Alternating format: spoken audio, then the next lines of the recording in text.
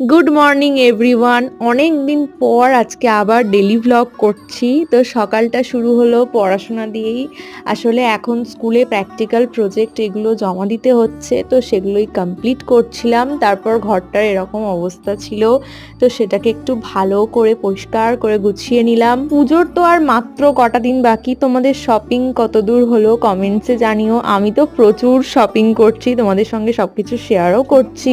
তারপর ব্রেকফাস্ট করে নিয়েছিলাম, আর ব্রেকফাস্ট করার পর মা বললো আমাদের গাছে নাকি আবার ড্রাগন ফ্রুট হয়েছে, তো আমি সেটাই পেড়ে কেটে খেতে আরম্ভ করে দিয়েছি। দেন বিকালে গিয়েছিলাম একটু হেয়ার কাট করাতে, পুজো স্পেশাল হেয়ার কাট তো করাতেই হবে। আমি কি হেয়ার স্টাইল করিয়েছিলাম ভিডিওর লাস্টে তোমাদেরকে দেখিয়ে দেব। দেন বাড়ি ফেরার পথে আমি, মা আর বোন তিনজনে মিলে একটু ফুচকা খাচ্ছিলাম। তারপর কয়েকটা মেকআপ প্রোডাক্টস আর জুয়েলারি কিনে বাড়ি চলে এসেছিলাম। আর এই যে এটাই হলো আমার হেয়ার কাট। আজকের মতো এখানেই এন্ড করছি। ভিডিওটা ভালো লাগলে একটা লাইক করে দিও।